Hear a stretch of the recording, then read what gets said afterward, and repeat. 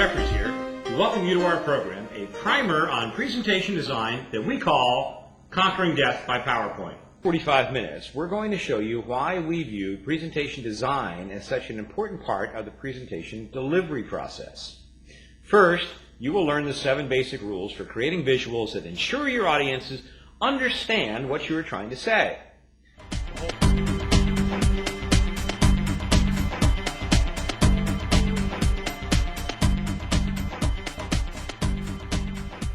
So, is there a solution? Well, of course there is. We call the solution lock, talk, and pause. And it looks like this. Whenever you're up in front of the group and you have words coming out of your mouth, make sure that you have your eyes locked on one person.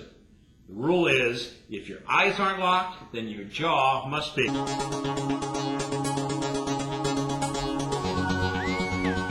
cannot maintain this proper eye contact and receive all the benefits of this bond with the audience if your design does not allow for it. So let's go on. To appreciate what's required in proper visual design, you need to know what the audience is doing during a typical presentation. When a presenter is speaking and he's dealt with all the audience's curiosity about the last slide, most members of the audience are probably listening to him. What happens at next slide, please? The new slide comes up, and at that point, something like, oh, that's right, 100% of the audience's attention goes to the new slide, which wouldn't be a problem, except that 100% of the audience's attention stays with that slide until each member of the audience has determined for themselves what this slide is all about. How do we do that? Well, here's one concept per visual. That's right. You simply cannot have more than one concept per visual. The reason is because otherwise conflicts multiply very quickly.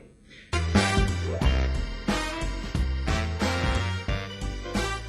don't want to overdo it. More than 4 colors can be distracting, but unless you're presenting to dogs, avoid black and white. By the way, a short aside, over here you see one chart that says sales by region. We tend to label charts with nouns.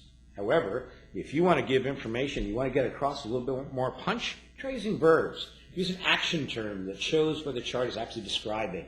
In this case, West is the best, or probably even better. West beats the rest again. One gives description, the other shows action. Humans tend to go with the action. In typical Microsoft fashion, the default animation for words is fly. It doesn't take too many words flying onto the screen, where the audience, needing to be the first to know, is of course trying to read the words while they come across the screen. It doesn't take too many slides with that fly to bring on, that's right, concussion. So we say, please, zip your flies. The rule here is that in order to design visuals so the audience can absorb what you're trying to say, you need to do it in 10 seconds or less. In other words, every time that you click that mouse, you bring on no more information than what it takes the average audience to discern and comprehend in 10 seconds. And if you're describing for Western audiences, you want to bring in the information from top to bottom and from left to right.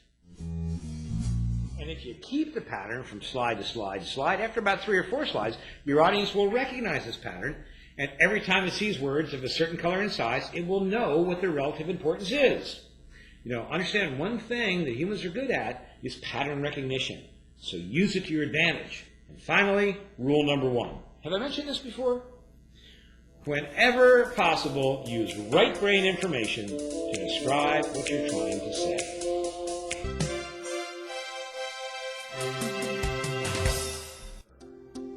You know the rules. Please, use them only for good.